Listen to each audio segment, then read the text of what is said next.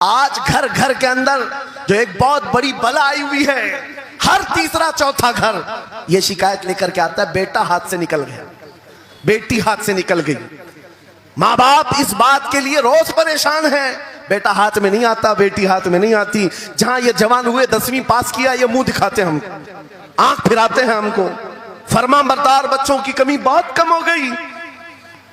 غلطی ان بچوں کی نہیں، ان ماں باپ کی بھی ہے۔ تم نے ان کی تربیت تو کھلونوں سے کی ہے، ان کی تربیت میں تو تم چاہتے تھے کہ ہر سنڈے ان کو پکنک پر لے جائیں، بچہ خوش ہو جائے گا، ان کو گھمائیں گے پھرائیں گے، جو بچہ مانگے گا سب لا کر دیں گے۔ ارے یہ 14 سال کا نہیں ہوا، ہاتھ میں موبائل بھی پکڑا دیا، سب کچھ کر دیا بچے کے لیے، اور اب باپ یہ سوچتا ہے یہ 16 سال کا ہو جائے تو میری بات ماننا چاہیے۔ ایک بات یاد رکھو، زمین میں ادرک بو کر کے گنا آنے کی امید مت رکھنا، بے شک بے شک، جو بوتے ہو وہی فصل آتی ہے۔ میرے نبی نے فرمایا علموا اولادکم ثلاث خصال حب نبیکم وحب اہل بیتہ وتلاوت القرآن الکریم۔ میرے آقا کی حدیث ہے، حضور فرماتے ہیں اپنی اولاد کو سب سے پہلے 3 باتیں سکھاؤ، 3 باتیں سکھاؤ۔ کیا ہے؟ نمبر 1 اپنے نبی کی محبت سکھاؤ۔ بے شک، سبحان اللہ۔ کیا ہوگا اس سے؟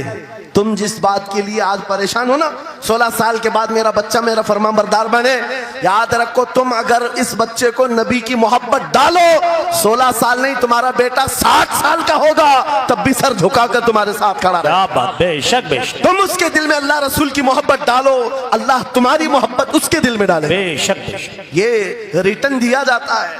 نمبر 1 اپنے نبی کی محبت، نمبر 2 رسول پاک کے اہل بیت کی محبت۔ میرے آقا فرماتے ہیں بچوں کو سکھاؤ۔ تیسری چیز قرآن کی تلاوت۔ یہ 3 چیزیں سکھاؤ سب سے پہلے بچوں کو، لیکن ان 3 چیزوں سے تو ہم بچوں کو چھوڑ ہی چکے۔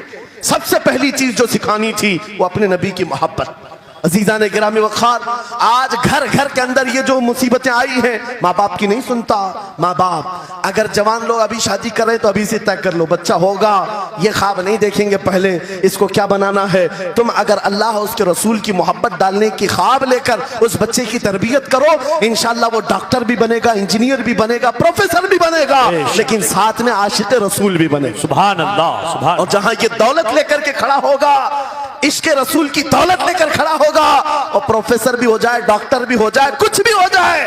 دیکھو مشائخ مارہا جن کے والدین نے ان کی تربیت کی، ان کو دنیاوی علوم کا ماہر تو بنایا ہے، لیکن آج تک آپ نے دیکھا کالج میں پڑھانے والا پروفیسر لاکھوں مریدین کی دستگیری بھی کر رہا ہو اور ان کی شریعت و طریقت کو بیان بھی کرتا ہو۔ تعلیمات اسلام کے لیے یہ گھرانہ آئیڈیل ہے۔ میں مبالغہ آرائی نہیں کر رہا ہوں، مبالغہ آرائی نہیں کر رہا ہوں۔ جہاں پر ایک بیٹے کو باپ نے وقت کا ایک بڑا پروفیسر بنایا تمہارے اسی شہر کا، دوسرا بیٹا اگر انکم ٹیکس کا چیف بن چکا ہو، تیسرا اگر پولیس کی ڈپارٹمنٹ میں ڈی آئی جی یا بڑے عہدے پر پہنچا ہو، لیکن ہم نے ہر ایک کو دیکھا، چاہے یہ دنیا کے کسی مقام پر جائیں، جب یہ اپنے اسلاف کی بارگاہ میں آتے ہیں تو سر جھکائے ہوئے شریعت کے طریقت کے سنگم نظر آتے ہیں۔ کیا بات، بے شک بے شک، اس لیے کہ ان کی تربیت صرف اور صرف ٹیوشن کے بہانے نہیں چھوڑ دی گئی تھی، لوگوں کی گود میں ڈال کر۔ جیسے آج لوگوں کو لگتا ہے بچے کو پڑھانے کے لیے مہنگی اسکول دے دو، اچھی سے اچھی اسکول، اور بچہ آئے تو شام میں ٹیوشن کے لیے کسی ٹیچر یا پروفیسر کو دے دو۔ بچہ تمہاری گود میں آیا ہی نہیں۔ سنڈے سنڈے تو باپ سے بچے کی ملاقات ہوتی ہے، اور وہ بھی پکنک کے نام پہ ہوتی ہے۔ یہ حالات جب بچوں کے ساتھ تربیت کے ہوں گے تو یہ بچے جن سے تربیت حاصل کی ہے ان کے نقش قدم پر چلیں گے۔ لیکن تم اگر شریعت کا ٹرانسفر چاہتے ہو، اسکول بھی پڑھاؤ، ٹیوشن بھی پڑھاؤ، لیکن عشق رسول کی دولت اپنے سینے سے ان کے سینے میں ڈالو۔ بالکل بے شک۔